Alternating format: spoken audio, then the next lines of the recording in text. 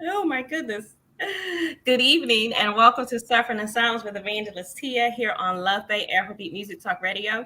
We're here with you every Friday evening at 7 p.m. Eastern. And Love Bay family, we are continuing to rise out of the ashes together. On tonight, we are going to continue a conversation that we've started a while ago and that we've touched on a few times. We're going to be talking about human trafficking. Our co host is Jennifer Peterkin, and our guest on this evening is Mark Daria, who has a prolific experience with dealing with the issue of human trafficking. So, listeners, if you have any questions or comments for our guests or our co host, you can email us at sufferinginsilencedv@gmail.com, or you can text us at the number 437-778-3299. Also, if you have any resources at all that you would like to share with us on a national or local level from your country, your community, your faith organizations, you can also email us at sufferinginsilencedv@gmail.com. And with that, Jen, I would ask if you would go first in greeting our listeners and viewers on this evening. Sure. Hello, Love Bay. So happy to be back once again.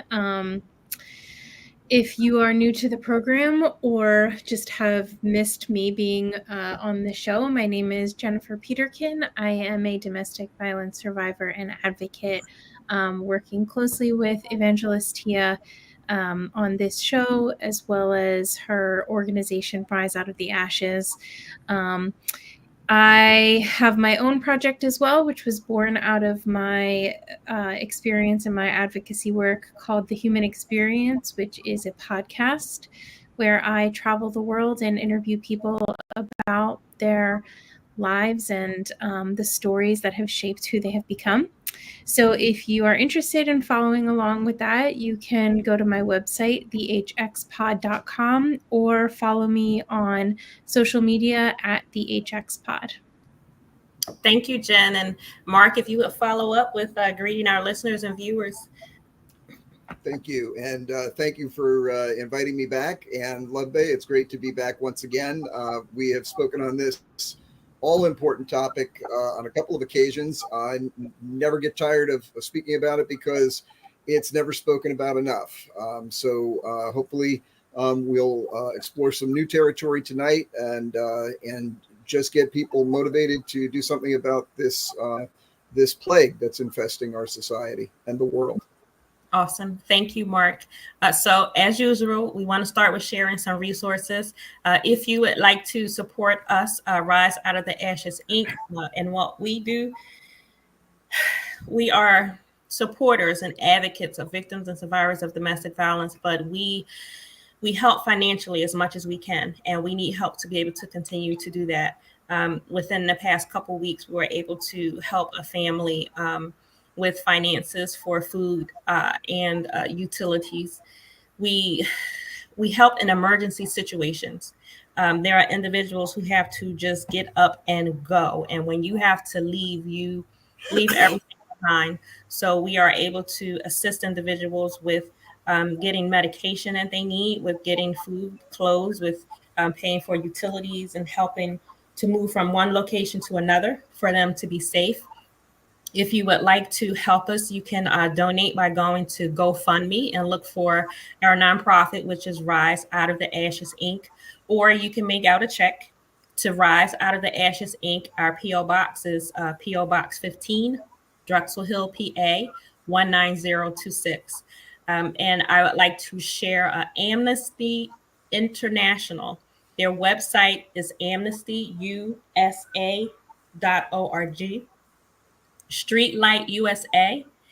Their website is www.streetlightusa.org. In New Jersey, which New Jersey is in the United States, their website is njhumantrafficking.org. In California, in the United States, we have internationalsanctuary.com. We have the Polaris Project, which is the National Human Trafficking Hotline for the United States. Their number is 1-888-373-7888, or you can text the words "be free" to the number 233-733. Their website is polarisproject.org. In Pennsylvania, Philadelphia, Pennsylvania, we have Dawn's Place, and their website is ahomefordawn.org. In Montgomery County, which is also in Pennsylvania, the Montgomery County Anti-Human Trafficking Coalition. Their website is www.mcatpa.org.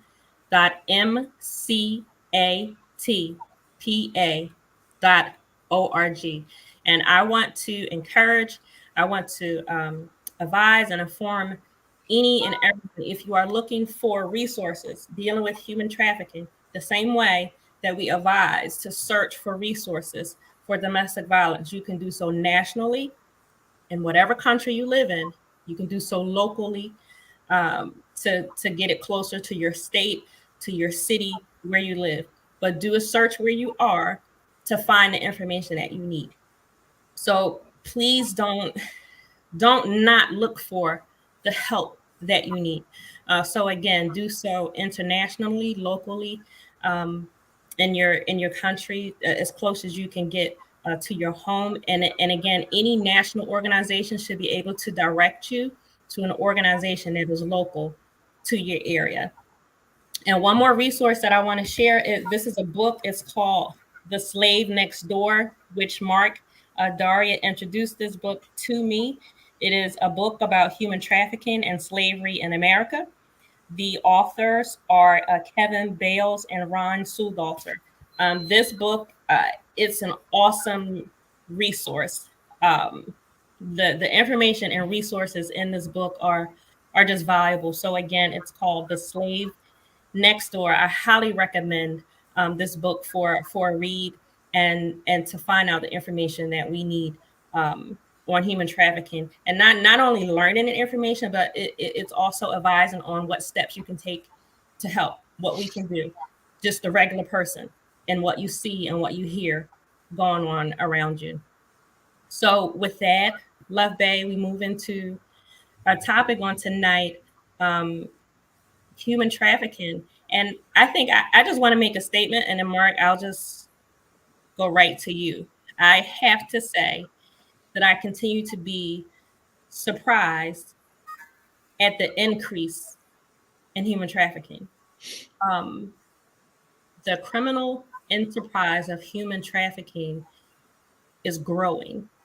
I understand technology can be and is used for the worst at times. And so technology, I believe people not paying attention, people not wanting to be involved, um, absolutely money.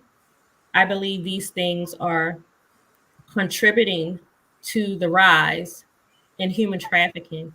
And I guess I'm kind of baffled. It's like this criminal business is growing. So why not on the other side? Why are we not growing in awareness to match or try to stop that growth? Like, why are we not growing and stopping this from happening? I don't know, that has been my thought all week. Like, that's where my mind has been. And I do want to point out again, October is Domestic Violence Awareness Month. This is the last Friday in October. I think it's fitting that we finished a month with this conversation. And we know that human trafficking crosses paths with domestic violence, with sexual assault, with homelessness, with addiction. So all of these areas cross paths. Um, but my thought is always the question of what can we do? Like, how can we help? How can we change this? And it's like we're having a conversations, we're putting the information out there. So it's like what's not matching up. And all I can think of, in addition to my first question, is the awareness, people taking action behind it. Like, once we put that information out there, it's not like watching a television program and then you turn it off and it's over. but actually acting upon this information. Actually, that's it. Putting action behind it. I think that's what's lacking, and that's just my personal thought. Because I see the information being put out. I mean, even what we're doing. I mean, people are talking about it, and resources are there. So for me, it's the lack of participation from the average person who doesn't want to get involved, just like we see with domestic violence cases.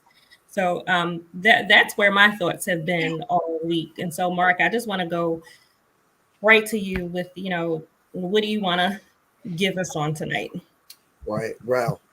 Well, yeah, I don't think either of you have to say anything for the next 45 minutes now because I can keep going. Perfect. Hey, great. I need my energy for the grandkids.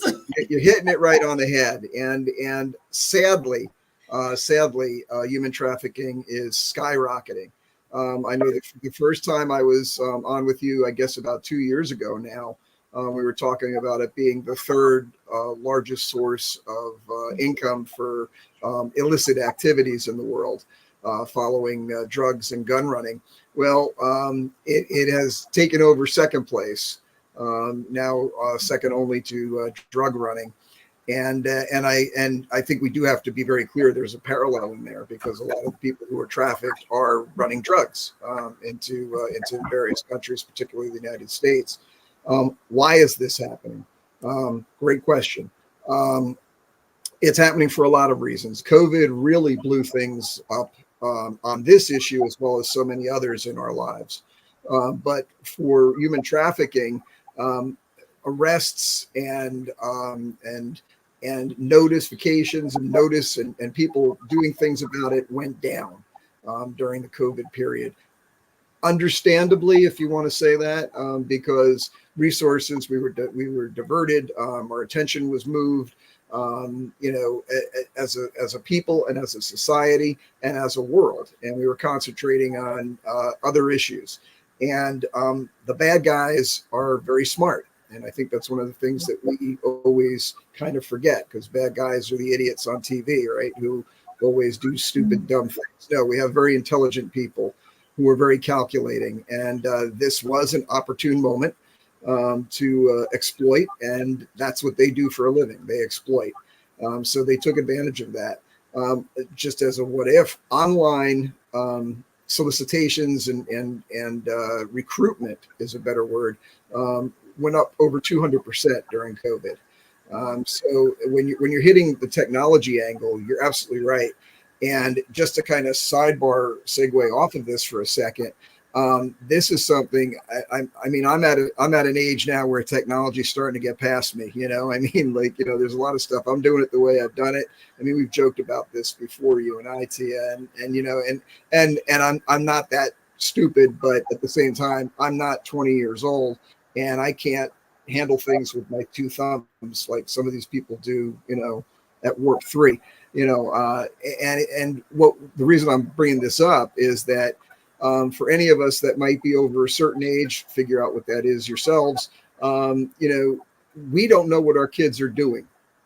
We don't know what they're seeing. But when you see some of the statistics related to human trafficking, I was just reading some stuff today that's just absolutely mind-blowing.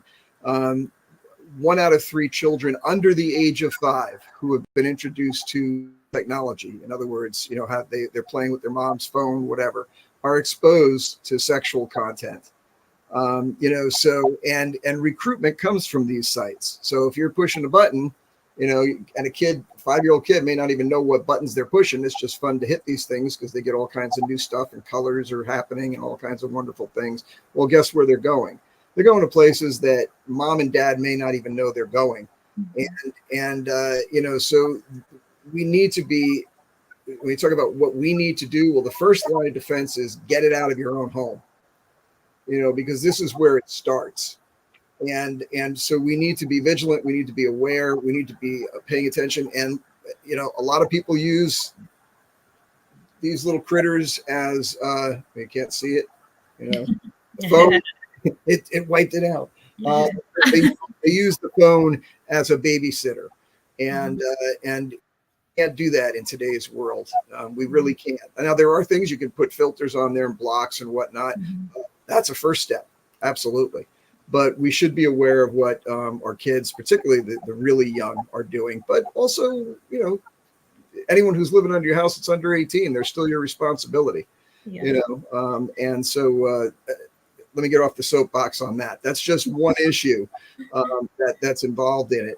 I was jotting down some things. We talked about technology. Why is this increasing? Chaos. Again, this is any kind of illegal or illicit activity thrives in the world of chaos. And we have had a great deal of chaos. I mean, just look at us nationally, right? What are we interested in? We've lined up on political sides. We spend virtually all of our media is talking about one side or the other, like there's no other issue in the world that we should be talking about other than our two political parties. Get over it. Somebody's going to win. Somebody's going to lose. Let's move on from that point. And that's just the way it's going to be. Next time your team wins, the time after that, my team wins. Who cares, right? I mean, I'm not trying to be light about it because I'm actually a political science major and I do care about it. But having said that, these kind of things move across the spectrum.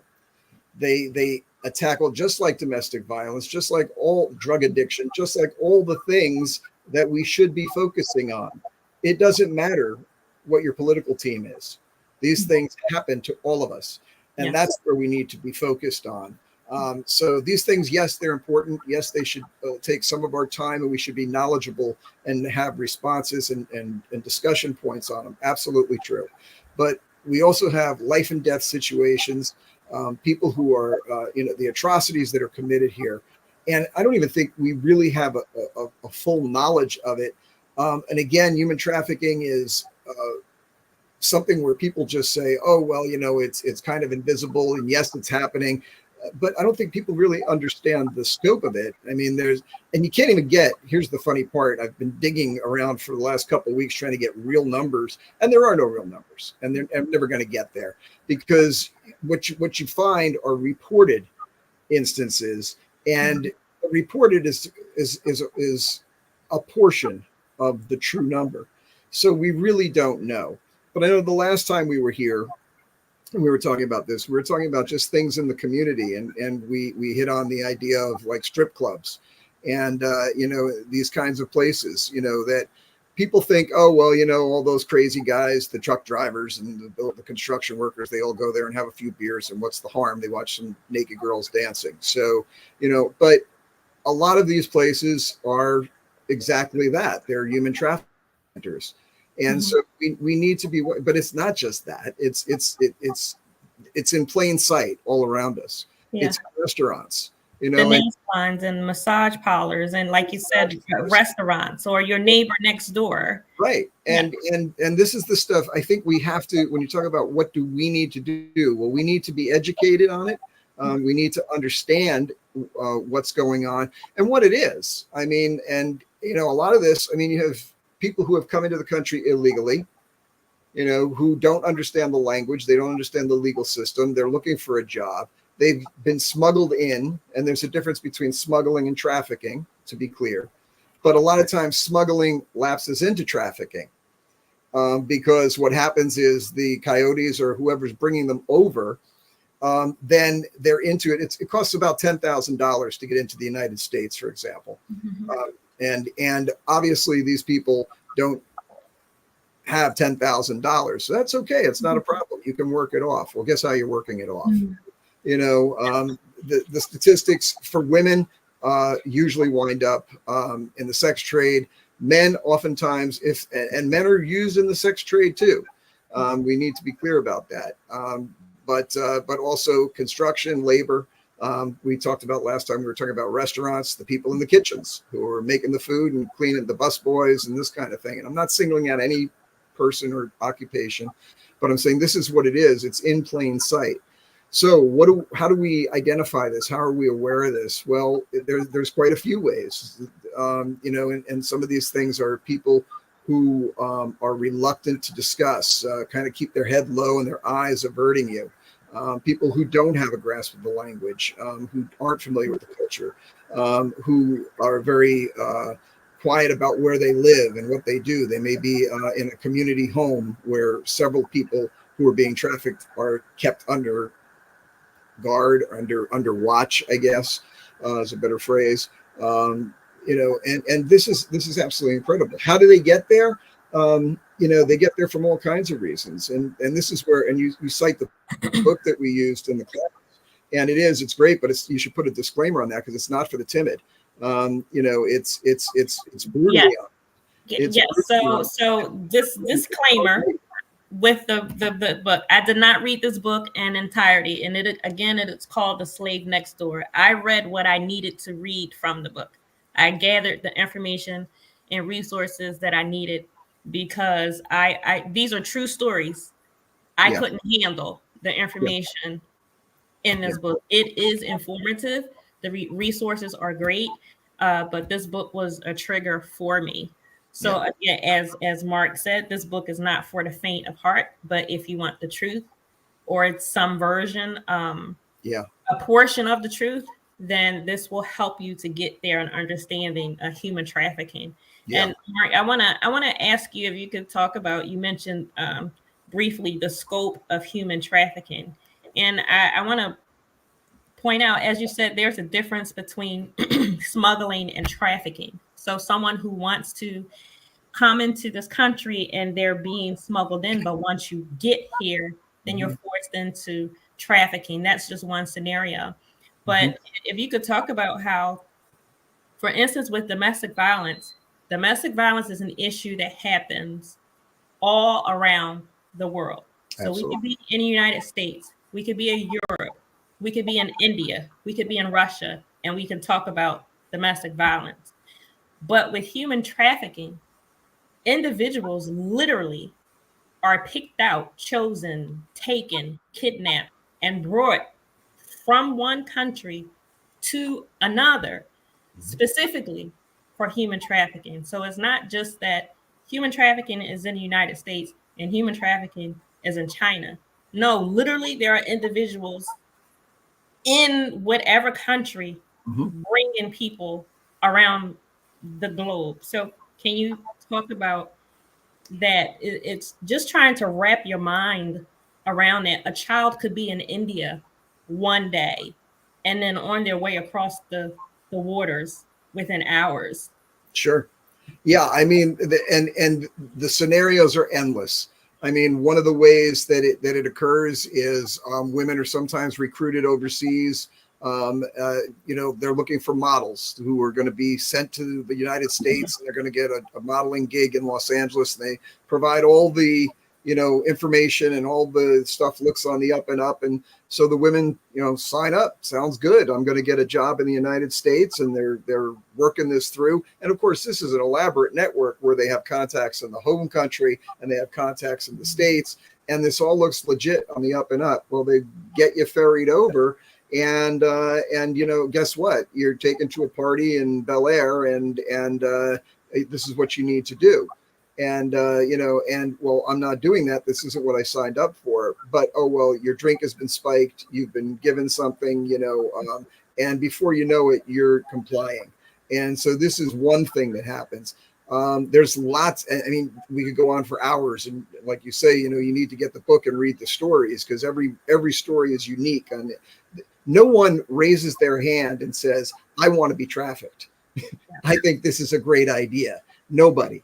So so if nobody is in it, but yet at least 50 million people in the world at this moment are engaged in trafficking, there's 50 million stories on how they got there.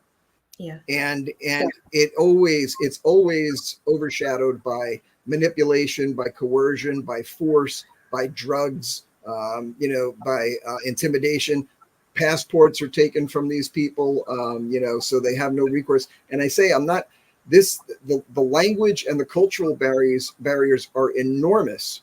If these are people who oftentimes come from police state countries, so you can't trust the authorities. So that's already embedded in their minds. Now they're beholden to one or two people that are their controllers. and tell them what to do, but they have no way out because, as I say, their passports have been removed from their possession. And now what do I do? How do I work this off? Well, this is your only option. They're not talking to the local people because they can't really communicate. And they're not sure what their rights are. If they were able to get to a police station and say, look, this is what's happening, something could be done. But they're not doing that because embedded in their minds is don't believe the police. Don't go to the police. They're your enemy. So that's your first stop. Your neighbors are the same thing. Neighbors will turn you in.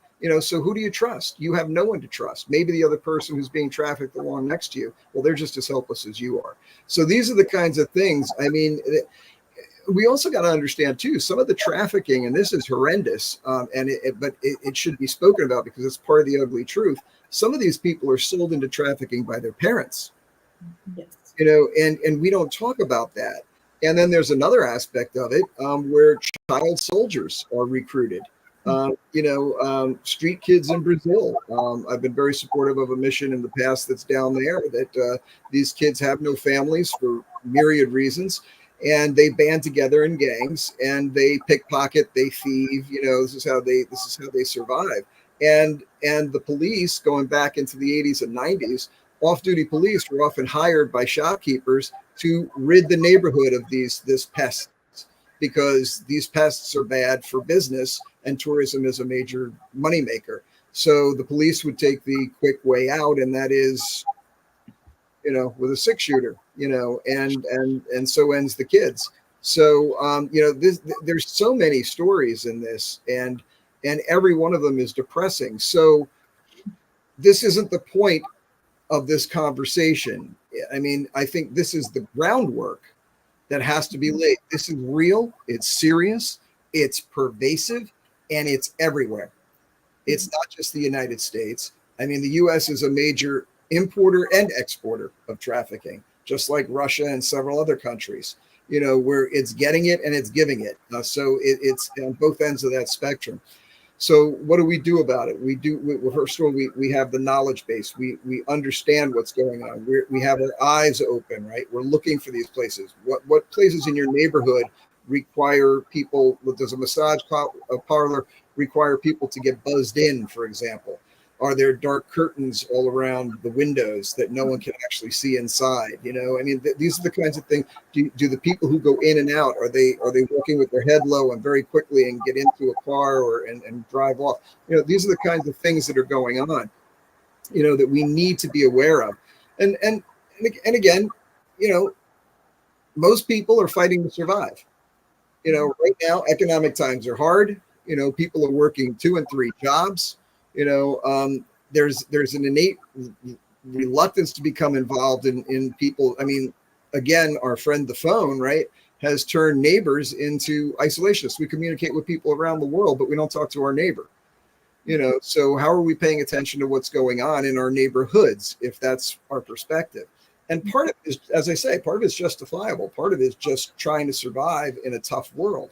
And how do I make a living, and how do I feed my family, and how do I feed, and how do I support my family and take care of those that I love? And we've got to get past that. We've got to say the world is larger than my immediate world. And that's great that you're thinking in those terms, but how do we get beyond that and open it up just a little bit? And that calls to mind, when you were talking earlier, it reminded me of a conversation that I had years ago with a gentleman at the church that I used to attend back then. And he was just all flustered, and he was going, I donate to charity, I tithe and I take that seriously. But he goes, all I do is get email or get mail rather every day from another organization, and they look good, and my heart's breaking, and I don't know what to do. And he was really just flustered and just shaking his hands and crazed about it. And in a moment of wisdom, which I rarely have, I actually said to him, I said, look, I said, put all 25 of those papers on your table. I said, search your heart and soul, and what one truly speaks to you. And I said, that's the one you focus on. Take the other 24 and put them aside, because you can't save the planet, but you can see, the starfish story, right? Yeah. Yeah. It's so true. We can each affect a life or a few lives. And I'm firmly convinced that's the purpose that we're all here, is to interact with one another and to have that kind of impact and effect on people. Very few of us get to be president of the planet, you know. And in fact, I don't even think that's a real title, because it's so nobody gets that role. Yeah. But we do have authority in our spheres of influence, right? In people that we can impact, in people that we can make a difference with.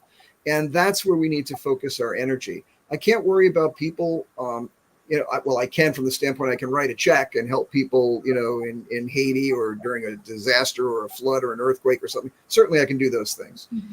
Not saying not to. That's a great thing. But we can also expand that out. This is a place that you can do that because it's in your world and you don't even know it. Yeah. Let me stop. I think paying attention, being aware, that's something that you can do.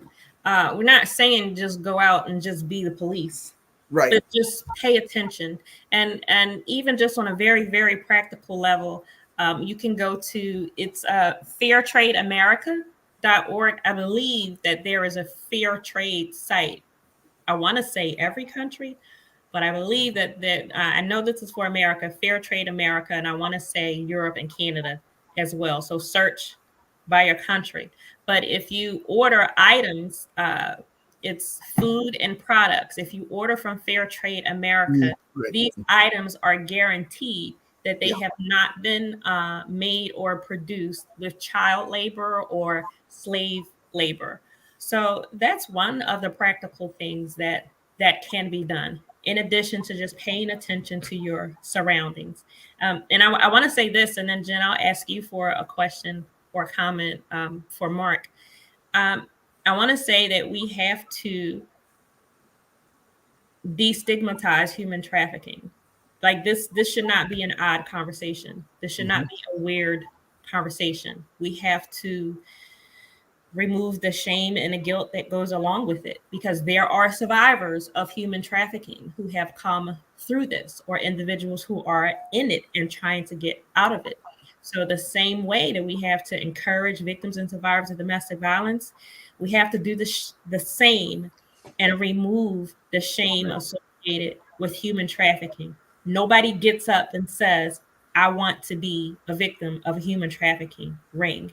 There are individuals who left the country, went into another on a visa, thinking they were going to work, thinking they were going to school, thinking they were going to further their college education.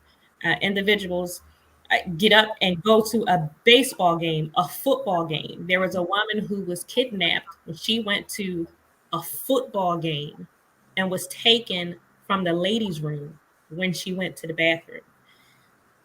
Nobody gets up in the morning and says, I want that experience. Right. So we need to,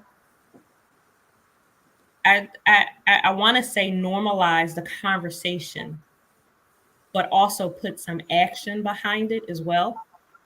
So that I wanted to get that thought out. But Jen, do you have a question or comment for Mark? Yeah, real quick, I want to go back to the technology piece. I know we kind of did that a while ago, but I did shameless self-plug here. I did a episode of my show with the CEO of the National Center on Sexual Exploitation in Washington, D.C., Dawn Hawkins. She's amazing. And one of the things that we talked about, and she really opened my eyes to in a lot of ways, was the technology piece. And we see this in domestic violence as well, in that technology has grown so much so quickly. It's been like 20 years since really the advent of the internet. I mean, I know it existed before that, but people weren't using it like we're using it today. But social media was kind of just starting to come around. Things were becoming more accessible. We still didn't have things like smartphones yet, 20 years ago. But so if you think of it on a timeline, our experience with technology has happened and changed so quickly.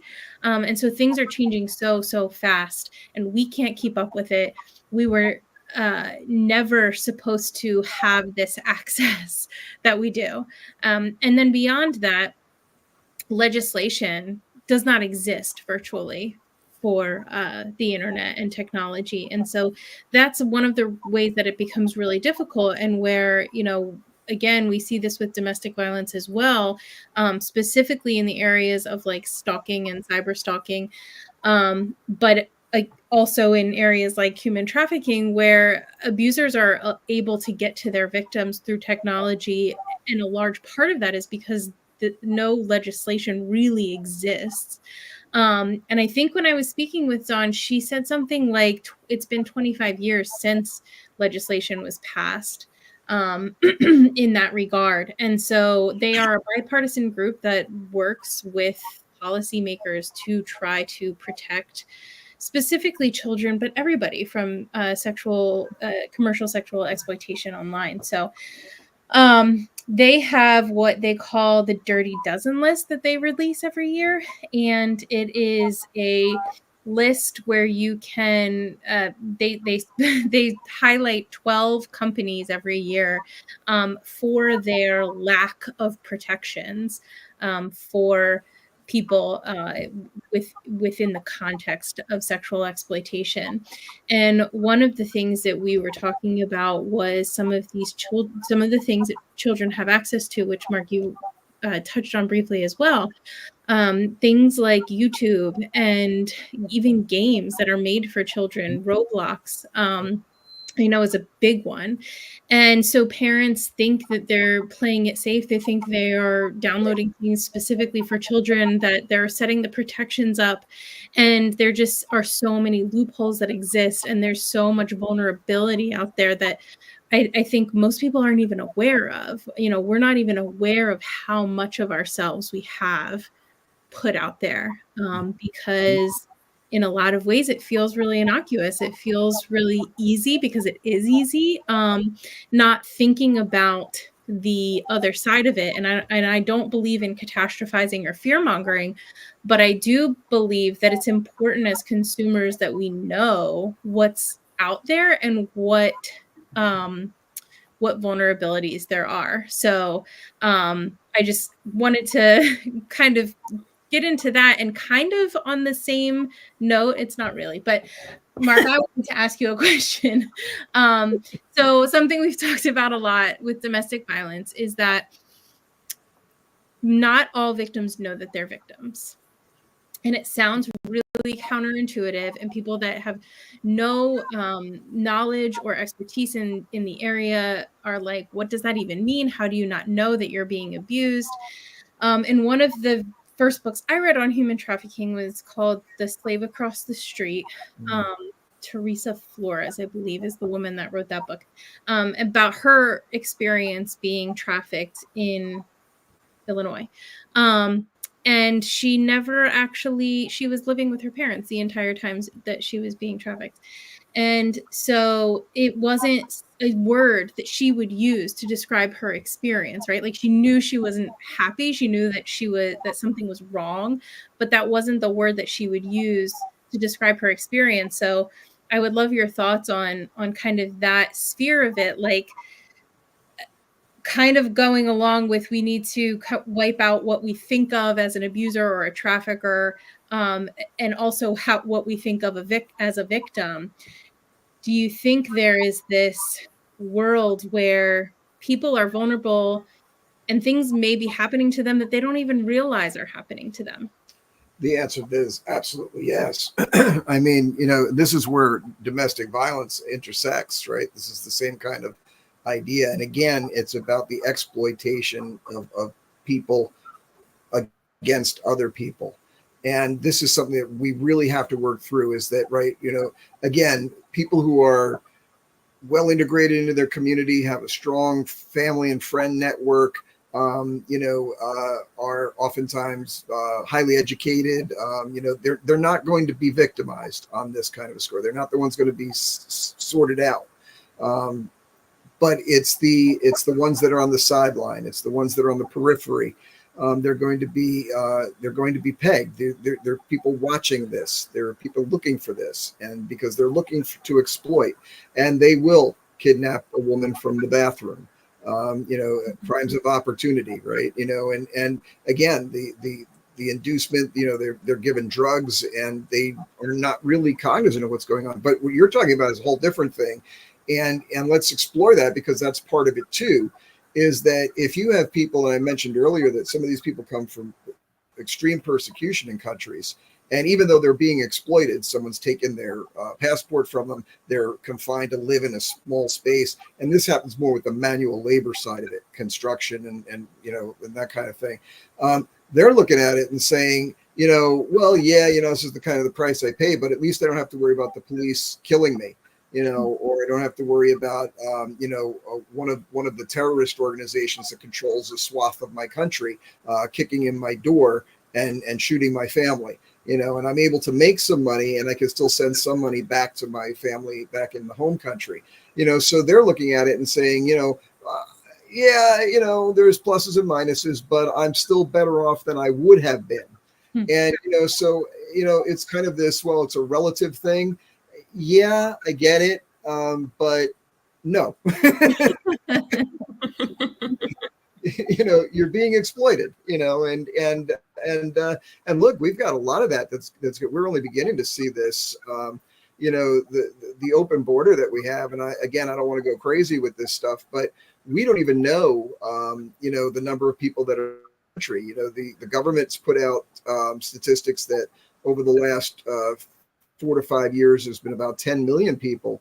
But of course, the government usually underestimates, and it doesn't talk about the gotaways and all that kind of stuff. So it could be as high as 20 million people. That changes, the country 335 million. That changes the dynamic. And these people are going for the lower paying jobs because they have to stay off the books. They have to stay off the radar. And so people who do not have a high school education or just a high school education, they're being walked right out of the market, So there are issues, there are ramifications.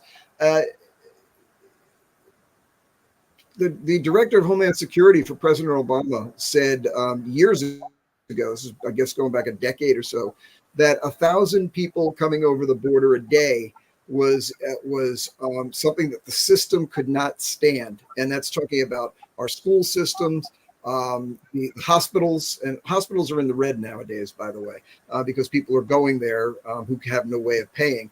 And I'm not saying that's a bad thing. They need to go to the hospital, but hospitals are also there to make money, so they can continue to serve the community. But he made that statement that 1,000 people a day was a really bad thing because it's breaking the system. We have crossed the threshold of over 10,000 people a day.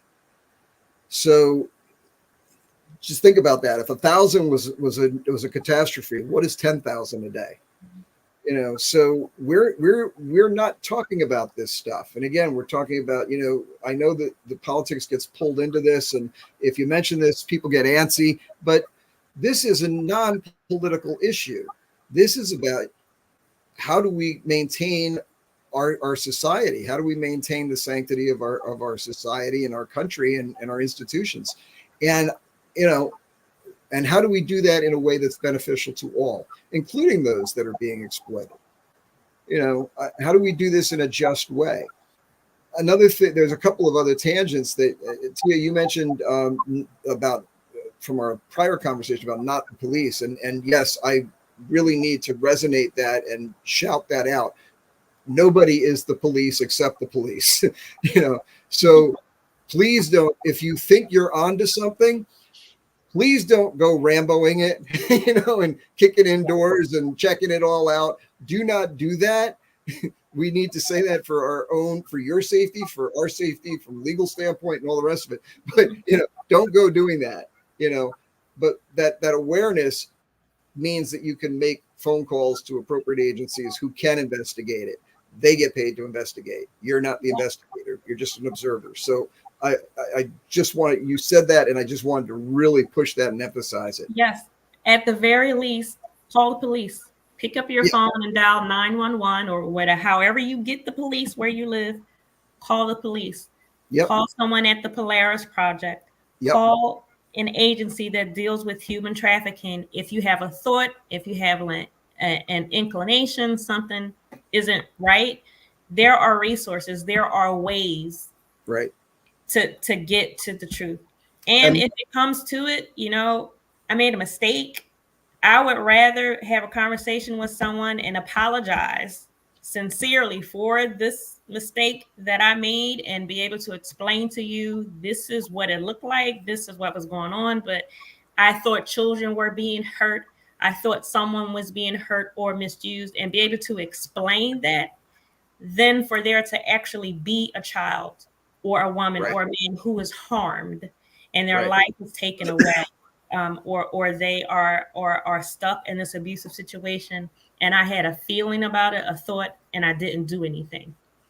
Absolutely. And this is another one of those places where human trafficking and domestic violence intersect, right? I mean, it's people that are being abused. This is all about control, manipulation, destroying someone's ego, so that you can basically get them to do whatever you wish. And this is where this kind of stuff all overlaps. And so, yeah, if you're watching this and you're seeing, if you've got something in your gut that's turning over, there's probably a good reason for that.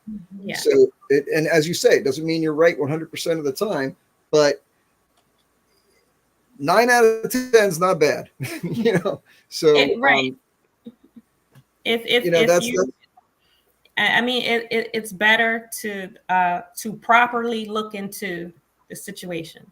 And I think that's what we're saying. Take the proper steps to make sure that no one is being harmed.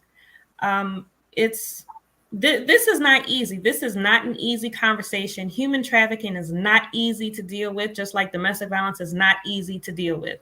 You should be feeling some type of way right now. If you are hearing this conversation, something in you should be pricked. Like you shouldn't walk away from this conversation, smiling and all rosy, because this is a real issue.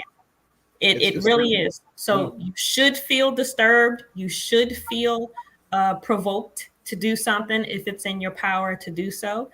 You should think about what you do, your surroundings. That's the whole point of conversations like this, to raise awareness. And it's really not simple. This is not an easy conversation. There's not an easy fix. I have to tell you, for a very, very long time, I had in my mind, anybody, if you're on a computer, if you put something in that's not supposed to be there, like if you're searching child pornography or something like that, like in my mind, it's like, if you do that, the FBI is going to show up at your door. Like really, like I had to move away from that simplistic thought, because perpetrators are smart. Criminals are smart. Sure. Abusers are smart. And so it's not just that simple. Now, I know full well that the FBI or, whatever agency can track computer use and whatever else.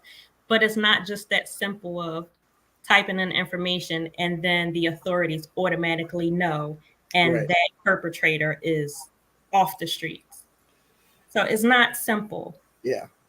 And then you have privacy issues that are involved in that. If someone hasn't been convicted, how are you actually, think about the ramifications of that if it's mislabeled, so there's a lot of legal issues in here, and a lot of law enforcement issues, and a lot of agencies aren't talking to other agencies, and jurisdictional issues are involved in this. So yeah, it gets really murky really fast.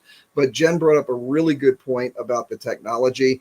And I'm going to put on my political science hat for a moment. There's an old adage about where countries are always fighting the last war, and the point of that is that technology moves faster than our ability to cope with it. That's been the history of mankind. From bows and arrows, the Roman legions used to have those, they'd go out with their little armored shields and their little armor suits and stuff. And then people invented bullets. And guess what? That wasn't, those little shields didn't stop that anymore. And so then we had to come up with new stuff. And then the invention of the tank, and it keeps just going on. And now we got nuclear missiles that make sure that, it doesn't matter what you got. So, and this is what we do.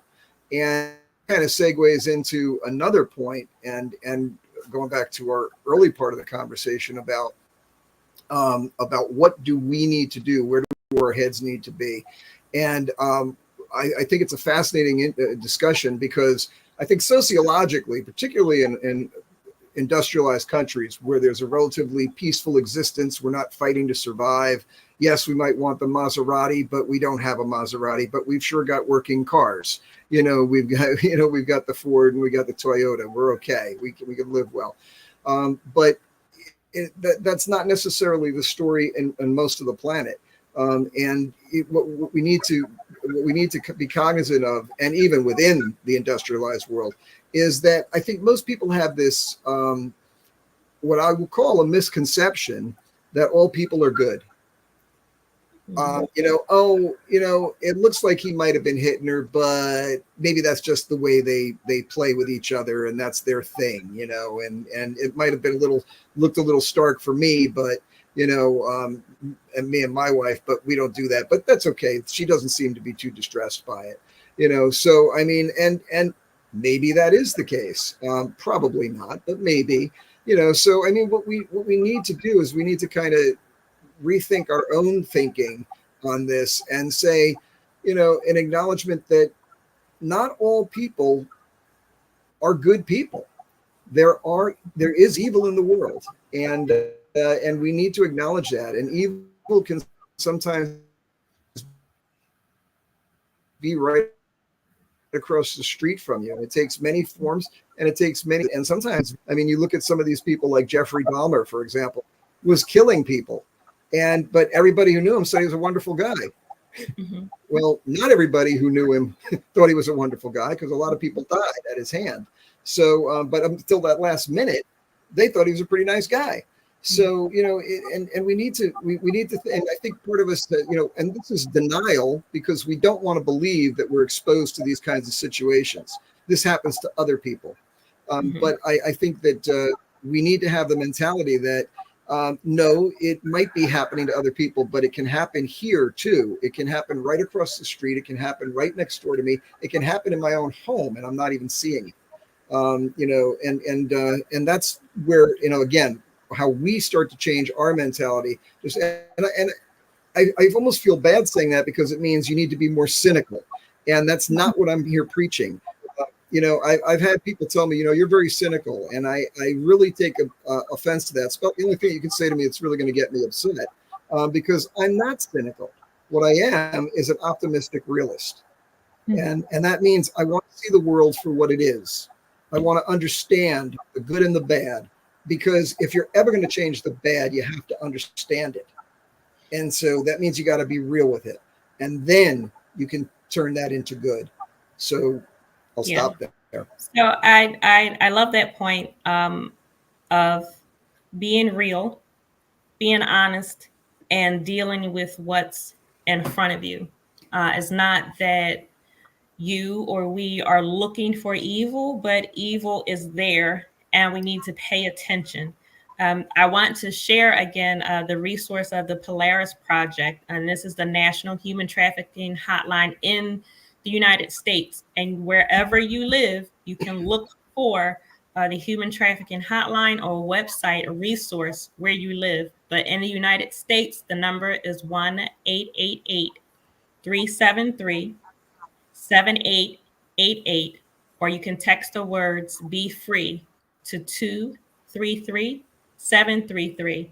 And the website is polarisproject.org. And I would even say, as we talk about domestic violence, you can go to this site, to other sites, to get information, to learn, not just to report, but to learn, so you will understand what to be aware of.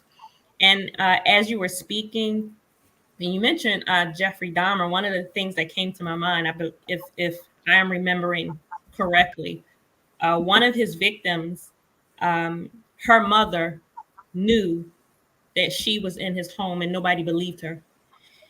So I want to say, when something is not right, when you don't think something is right, just like we tell children, I say it again, One person doesn't believe you, one agency, organization doesn't believe you, keep going until you get the help that you need. Because that mother knew where her daughter was. And for whatever reason, she was not believed and she was not helped until they brought the body of her daughter out of that house. So this is a very serious issue.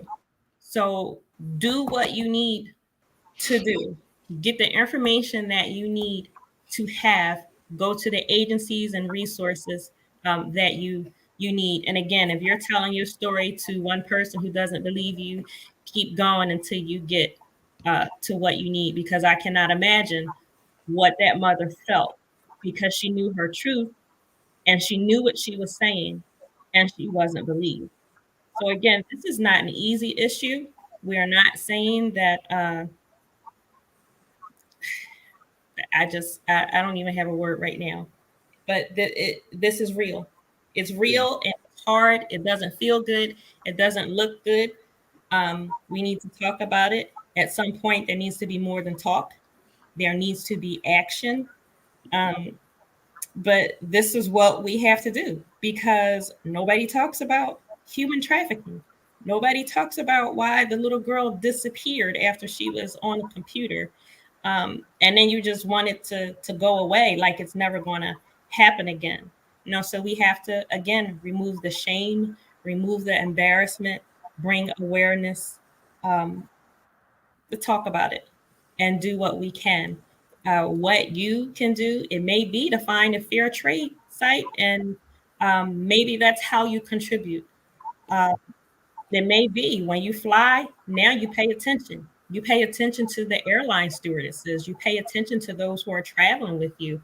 Is the woman or the boy, the girl or the man behind you, next to you, are they not communicating for themselves? Do they try to speak and are they hushed?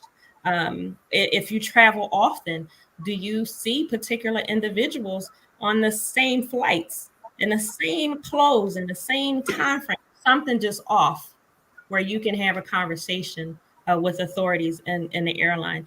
Things that we normally wouldn't think about, things that we would normally let go and slide.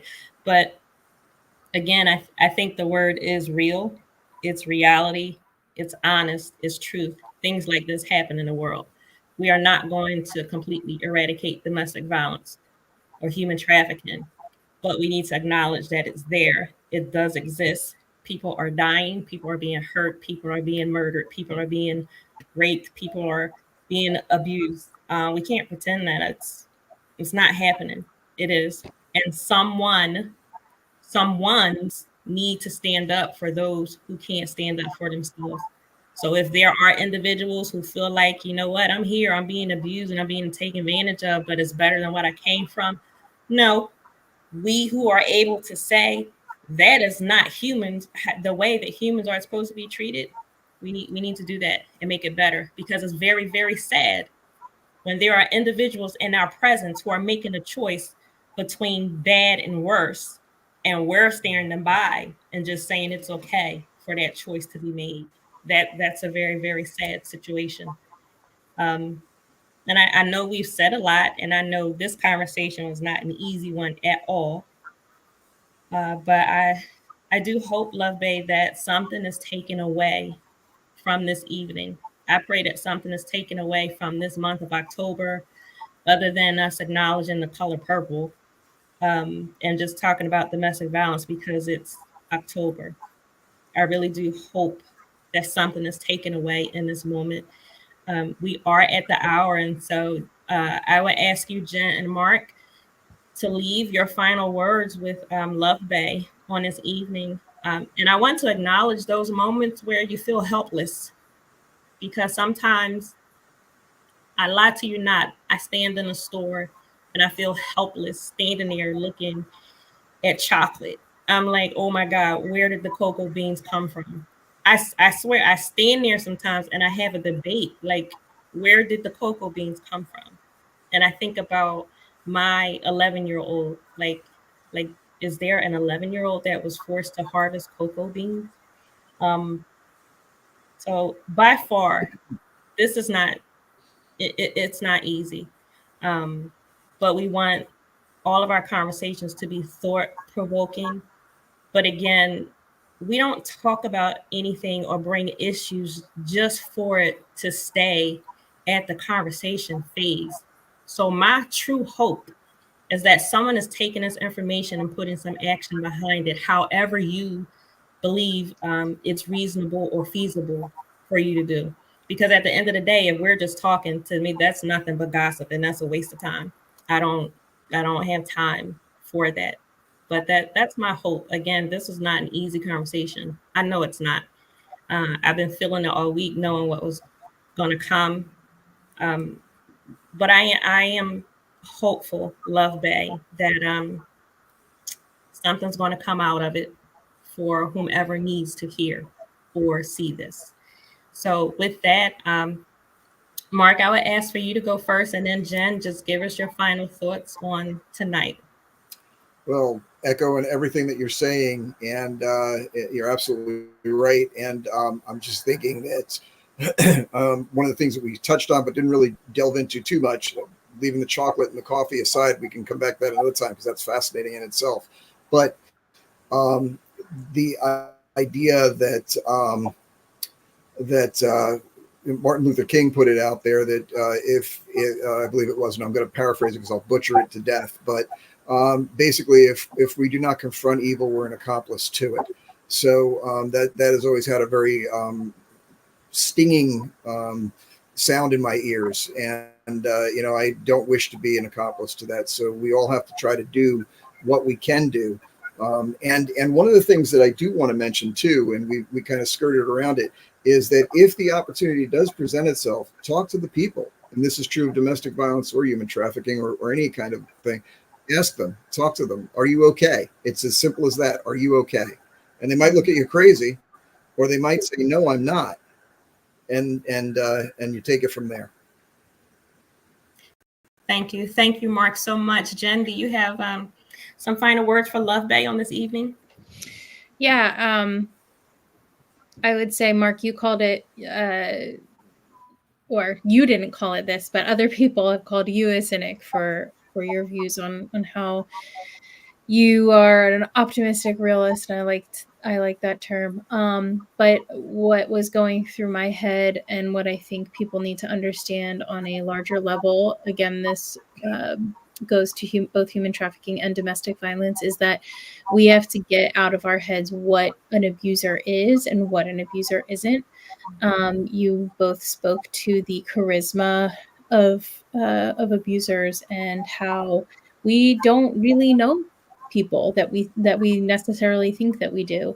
And so, one of the reasons I would say that that's not cynicism is because we have a very easy time looking at people and judging them the other way and assuming that they are going to do something bad or do something criminal because of the way that somebody looks or where they come from or what their socioeconomic status is, whatever. And so I think it's important to realize that just because somebody looks a certain way or even acts a certain way doesn't mean that we know everything about them, and that we have to be aware that abusers, just like victims, come in all shapes and sizes, genders, and skin colors. And so when we talk about being aware and being vigilant and being educated, that's part of it.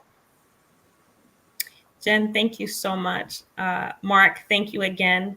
So Love Bay, we will revisit this topic because we just need to, and we will. So Mark, I thank you in advance for the information that we will bring to Love Bay in the future. Jen, as always, thank you for being here, for having this conversation with us, and for sharing the information that you shared. Love Bay, if you want to catch up on previous episodes of our program, you can visit our YouTube channel, Surfing in Silence DV.